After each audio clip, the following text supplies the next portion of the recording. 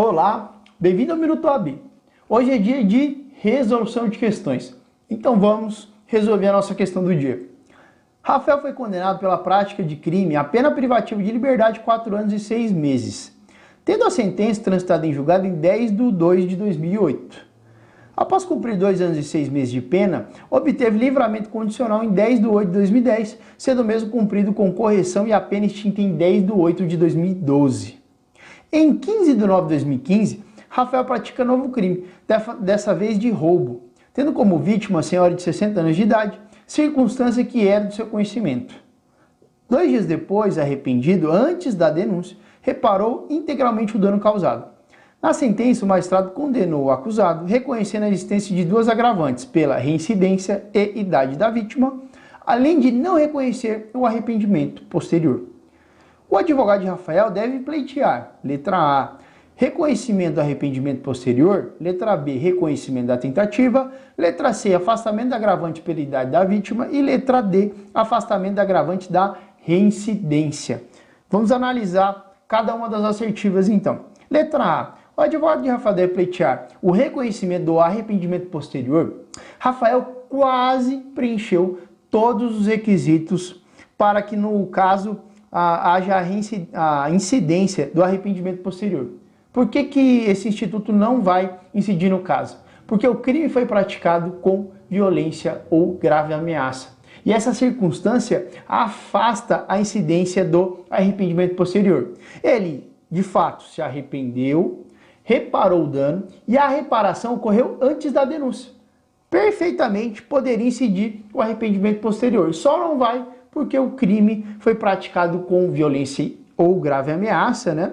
E esse fato obsta a incidência do arrependimento posterior. Portanto, a assertiva está errada. Letra B. O advogado de Rafael deve pleitear o reconhecimento da tentativa quando que ocorre a consumação do crime de roubo, com a simples inversão da posse do bem que se pretende roubar. Por exemplo, se o agente chega para cometer o crime de roubo, faz a violência ou grave ameaça contra a vítima, por exemplo, pega o celular e entrega para o agente que está cometendo delito.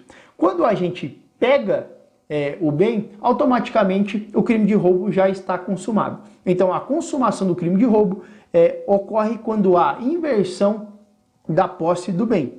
Esse é o teor, inclusive, da súmula 582 do STJ, que diz que o crime de roubo consuma-se com a simples inversão da posse do bem que se está roubando, mesmo que por breve momento, mesmo que o agente seja logo em seguida perseguido, e não se exige que essa posse seja mansa e pacífica sobre o objeto roubado. No caso aqui, Rafael, ele consumou o delito sim, ele pegou o bem, tanto que posteriormente ele reparou 2 dias depois o dano que ele causou. Então também não é a resposta da assertiva. Letra C, o advogado de Rafael deve pleitear o afastamento da agravante pela idade da vítima? Também não, porque o exercício é bem claro em dizer que Rafael tinha conhecimento que a vítima tinha era idosa maior de 60 anos. Então, se ele sabia dessa circunstância e mesmo assim cometeu o delito, não tem como se realizar o afastamento dessa agravante. Ela deve sim incidir no caso, então também não é a nossa resposta para o exercício. E por último, a letra D, que sim é a nossa resposta. O advogado deve pleitear o afastamento da agravante da reincidência. Tá, professor, mas ele já foi condenado por um outro crime, inclusive no preâmbulo aqui no início do exercício já diz que ele saiu de livramento condicional, já tinha sido condenado e agora ele cometeu outro delito. Por que deve ser pleiteada o afastamento da agravante da reincidência? Por quê?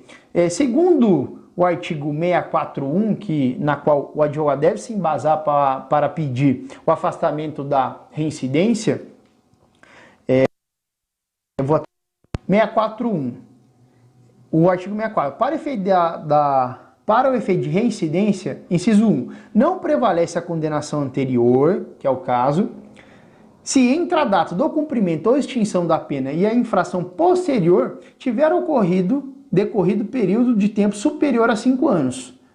computado o período de prova da suspensão ou do livramento condicional, se não ocorrer a revogação. Então, quando que eu devo contar esse período de 5 anos? A partir da extinção ou do cumprimento da pena, e também é computado o período de prova da suspensão ou do livramento condicional. Reparem que no exercício aqui diz que Rafael saiu em livramento condicional em 10/8/2010.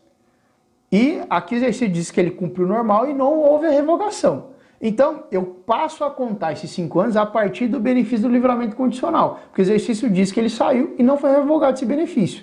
Está na parte final do artigo 641 do Código Penal. Então, entre a data que ele saiu de livramento condicional e a data do novo delito, passaram 5 anos. Data do livramento, 10/8/2010. Data do novo delito, 15/9/2015. Então, entre o livramento condicional e o novo crime, passou mais de 5 anos.